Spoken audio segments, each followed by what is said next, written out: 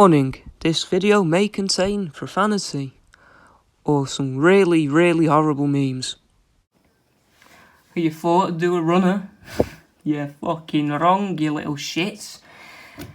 Well, today we're here with every single Force Unleashed figure in 3 1/4 inch form. Now the stipulation I have to make is that I don't have every one of them physically, and some of you knob jockeys might be able to see that. But I can cover every one of them in sort of a masterless format, so it's a very informative thing if you ever wanted to pursue a collection of these completely. So let's get into it. I think we should start with standard troopers. It may not be specifically unique to the Force Unleashed, but you can say that a Stormtrooper saturates the ranks of your foes, Imperial foes, throughout the game.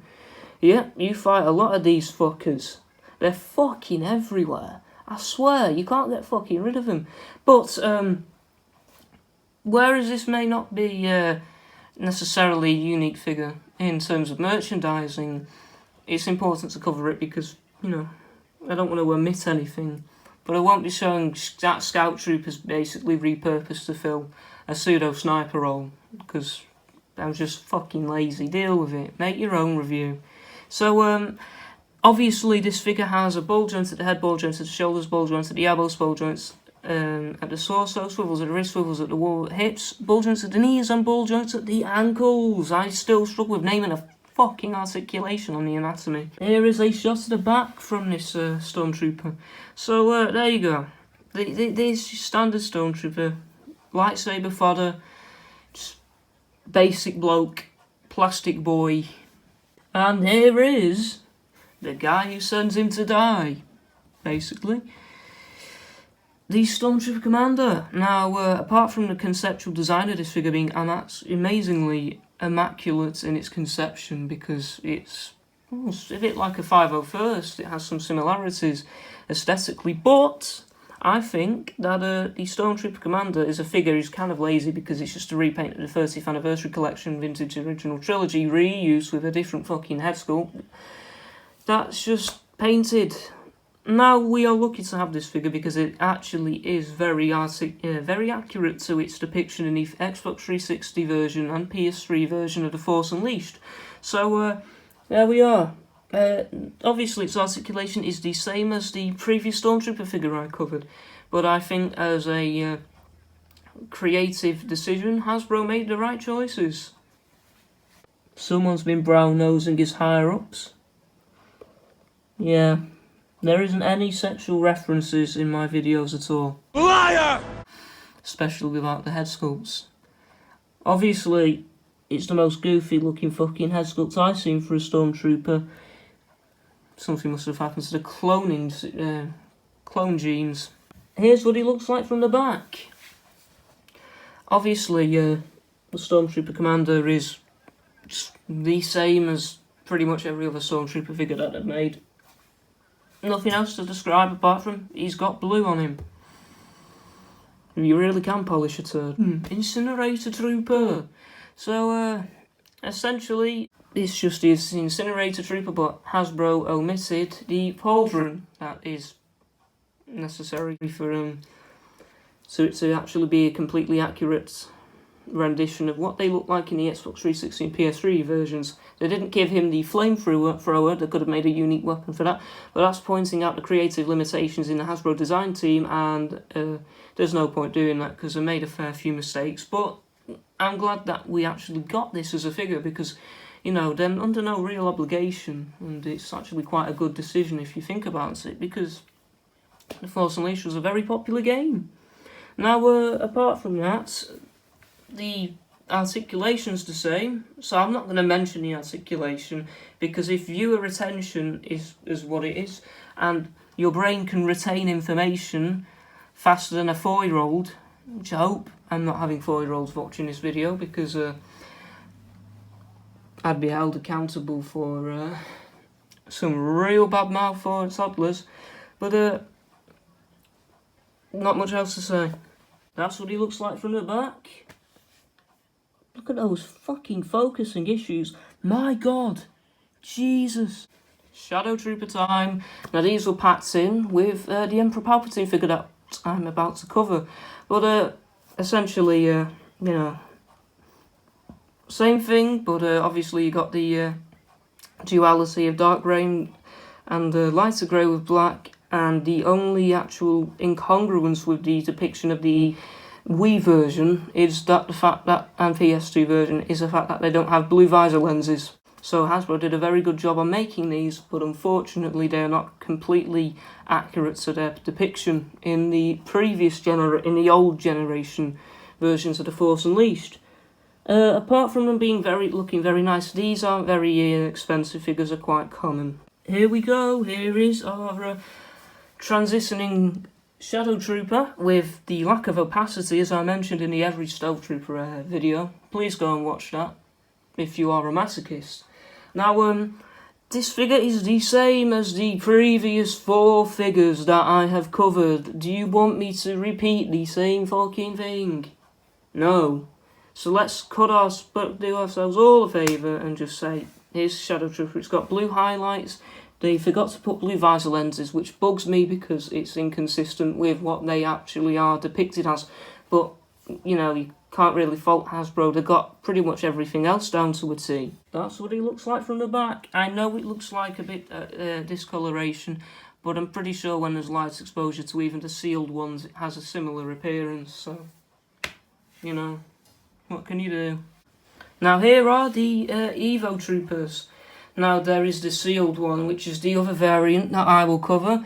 So we have these two. We have the 2011 Shadows of the Dark Side packaging Evo Trooper that came with the Navy Commandos, and the 30th Anniversary Cans single-carded Legacy Collection Evo Trooper that is just got dirty feet and has these high black line outlines on the helmet. That's pretty much the only tangible differences that you can delineate between the two, other than the fact that there is darker grey on the 2011 Shadows of the Dark Side packaging Evo Trooper. Articulation is ball-jointed head, ball-jointed shoulders, ball-jointed elbows, swivel wrists, nothing at the torso, swivel hips, ball-jointed knees, and ball-jointed ankles. Obviously they have breathing apparatus. The tubes are removable, but that is not removable from the torso. So if you wanted to molest these figures, you can't. Here is what they look like from the back.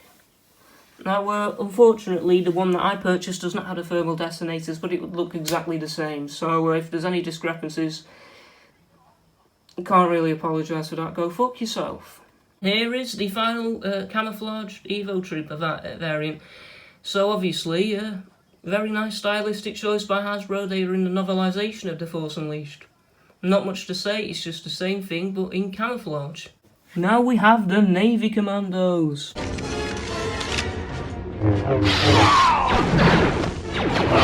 You fucking shite, you up!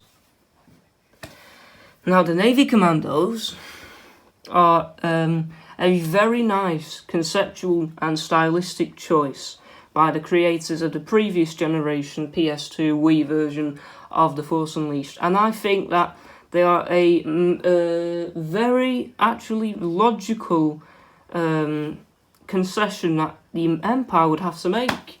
Because they're lightly armoured and they belong to the Navy, obviously, hence the name Navy Commandos.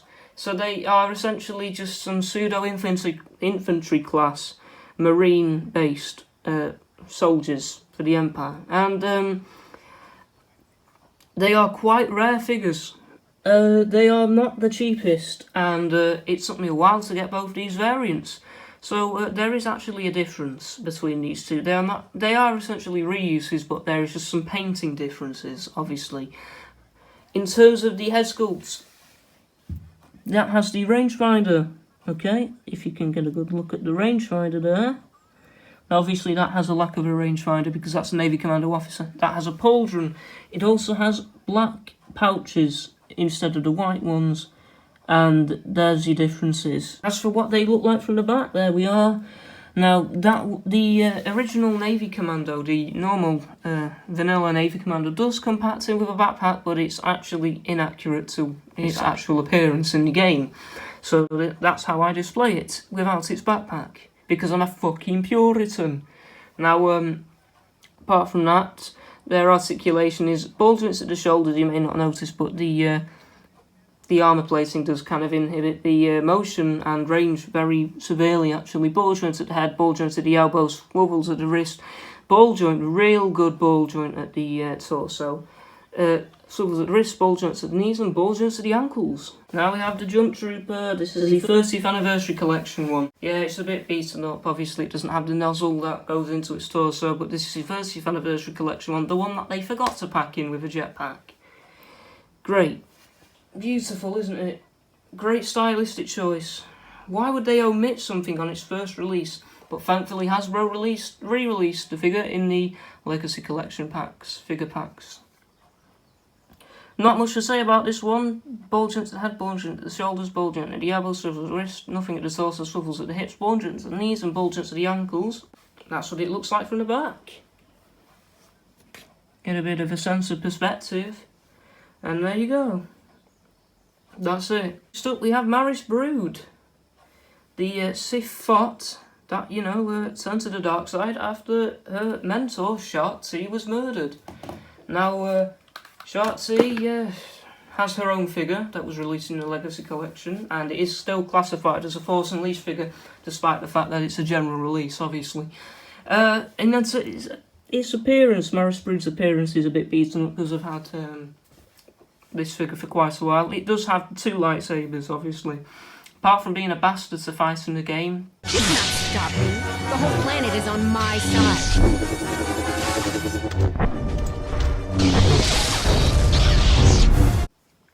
Maris Brood is relatively inoffensive as a figure.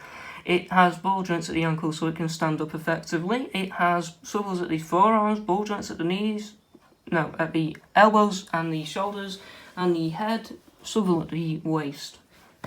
So, relatively articulated to fit the proportionality to human anatomy because of the lack of armour. That's what she looks like from the back. It's not perving if it's a figure. That's what I like to tell myself to hide the shame.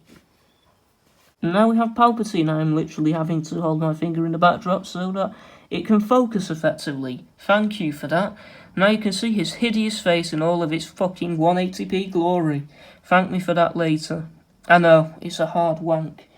Now, apart from that, he has decent articulation, ball joint at the head, ball joint at the shoulders, elbows, swivels at the wrist, swivels at the waist, ball joint at the knees, and on the ankles. So, you got a very good articulated figure. He has the Revenge of the Sith lightsaber, and that's about it. Do it. Very funny meme. Now we have Darth Vader. What else can we possibly say about a leather-clad 7'2" massive fuck-off prick who likes to choke people in some S&M fashion?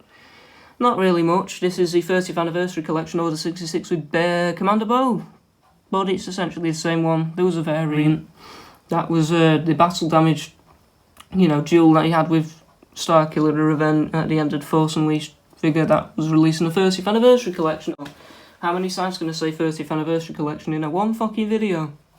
This is what he looks like from the back. No, there's so much detail to cover. Before we get to the sealed figures, we have the Shadow Guard to cover. So here's the Shadow Guard. Now it's just basically the 30th anniversary collection or Revenge of the Sith. Royal Guard, Red Guard mould, just repurposed. It has the Scout Trooper pistol holster there, as you can see. And it has the lightsaber pike.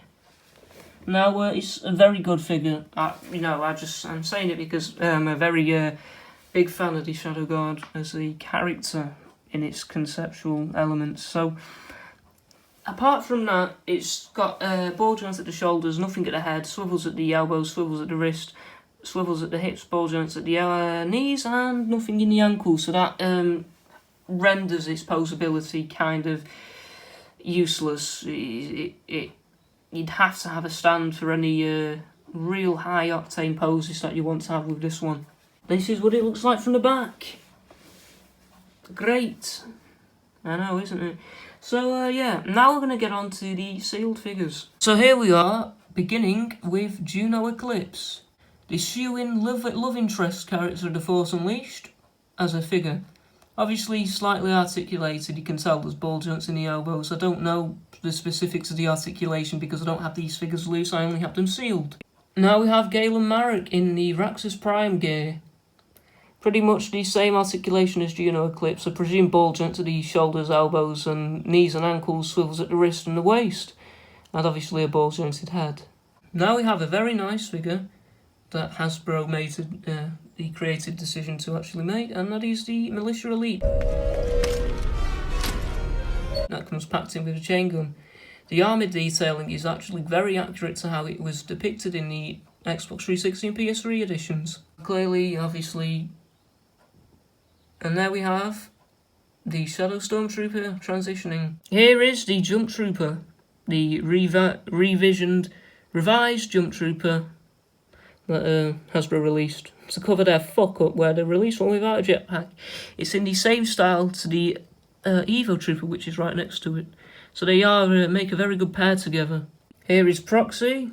He has ball joints at the elbows and obviously a very decent character to make in figure format. So pretty much there we are. Here is the chromosome deficient Galen Marek in Bounty Hunter disguise.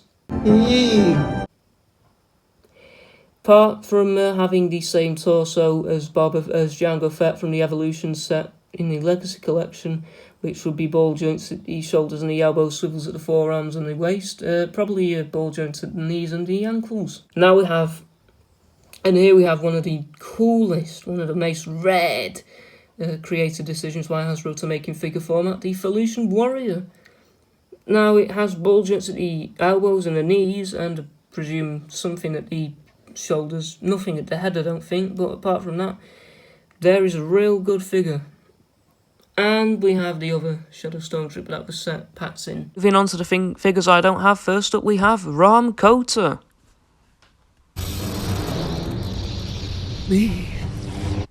Oh fuck, I can't believe you've done this. Then we have the Legacy Collection's Shark T figure that is a generic release but is definitely a Force Unleashed figure. We have the original release of Juno Eclipse in the 30th Anniversary Collection. We then have the Rancor and Rancor Riders on Felucia Battle Pack released in the 30th Anniversary Collection. We have the two Wookiee Warrior figures from the Attack on Kashyyyk Battle Pack released in the 30th Anniversary Collection again. Then we have the Evolutions 3 pack with Training Gear Star Killer, Sith Apprentice Star Killer, and last but not least, the Ceremonial Jedi Robes Star Killer. Then have the Sith Robes Star Killer variant from the 2011 Shadows of the Darkside packaging Sith and Imperial Troopers figure pack. And last but not least, we have Darth Phobos from the same Sith and Imperial Troopers battle pack from the 2011 Shadows of the Darkside packaging, and that's it for the figures that I don't have. Now there you have it, folks. That's all of them. Great, isn't it? Beautiful. Now I hope you enjoyed, but I'll be doing a very, very, very in-depth video pontificating on how the Legacy Collection was actually the best Star Wars line. So debate me, faggots, and I will see you when I make that video, which will be sometime this week.